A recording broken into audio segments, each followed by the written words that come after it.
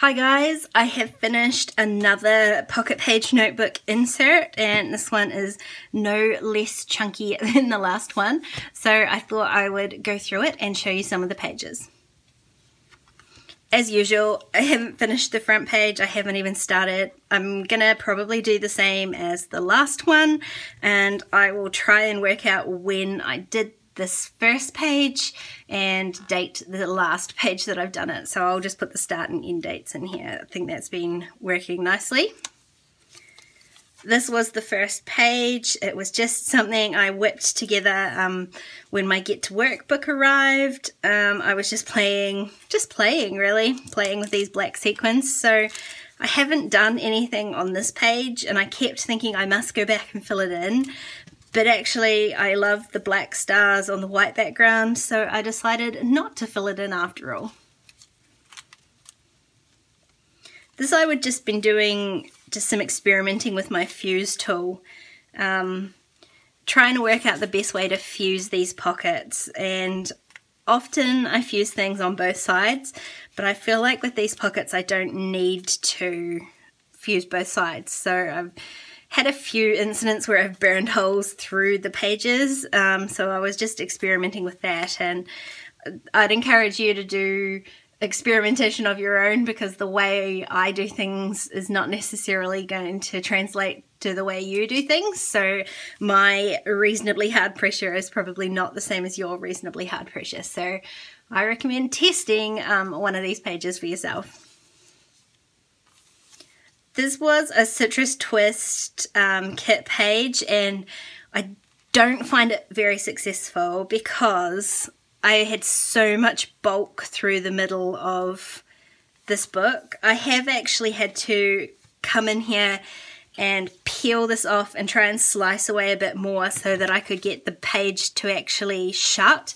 I had just trimmed the photo as normal and stuck it down, but as the book got fatter and fatter, it got harder and harder to close this page, so you'll see there's a considerable gap in the photo here. So I think my only advice would be to avoid putting so many bulky layers through the middle of your book.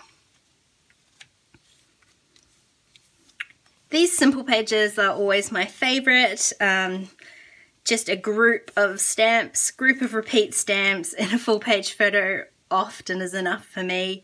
I still really hate this E. There was a process video for this page, I think, and I explain why I hate this. I really hate this letter set. The E just looks like it's from somewhere else. It stands out like a sore thumb.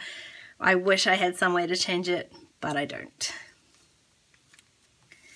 This was a more art journal-y page, I guess, that I had done for the Art Days challenge on Instagram. I'll link that down below.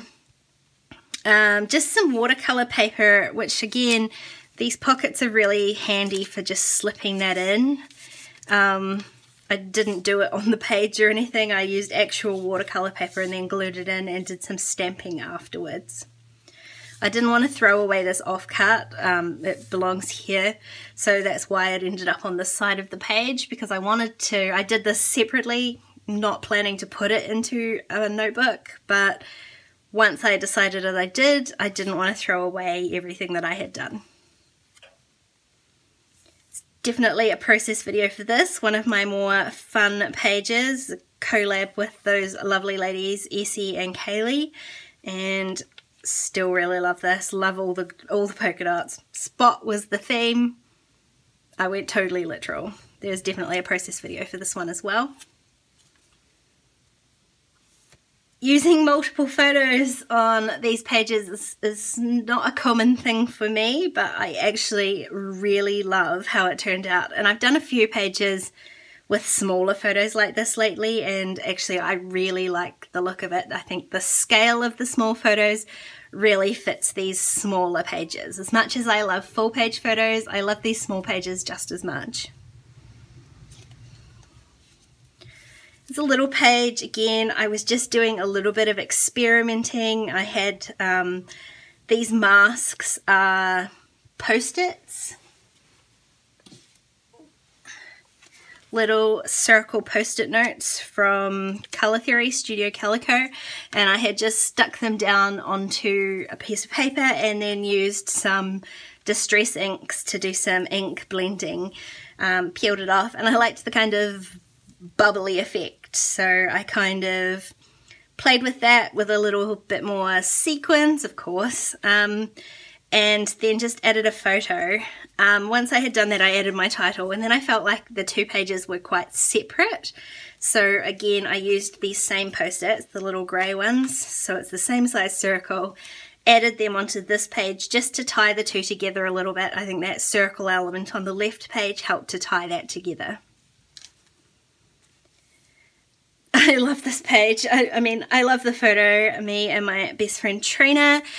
But this rainbow stamping, I just had lined up some stamps, and I think this stamp set's a really old one from Studio Calico. I lined it up, and then I did every single line in a different colour of stamp, ink, which creates this really awesome pattern, but also shows you what a problem I have with coloured inks, buying coloured inks, and the collection that I have. If you can make a rainbow this big, you probably have got too many inks. Definitely a process video for this one, a day that I will not forget, although it's not a page that I entirely love, and maybe that's partly because of the content, I guess, but I also am not in love with the design of it. This was a Crafty Twins challenge. I really like this page. I loved all the stitching, although at the time it was a little bit torturous to do. But again, I love this like colour on colour embellishing. I don't do it a lot, but I love the effect of it. I think Paige Taylor Evans is like a master at it, so I'm always inspired to do that same sort of thing. Another really simple page with Kelly stamps and a little bit of hidden journaling under some washi taped photo. Super simple technique. This was just a page I put together about a lovely gift that I had received. So I used some of the packaging and also just some printables that I had laying about on my desk. So everything's very pink, very yellow, and I really love it. Again, I just added, you can see here, this was actually on the packaging, so I slipped that into the pocket, and there's just, it's hard to see, a couple of little staples holding that in place.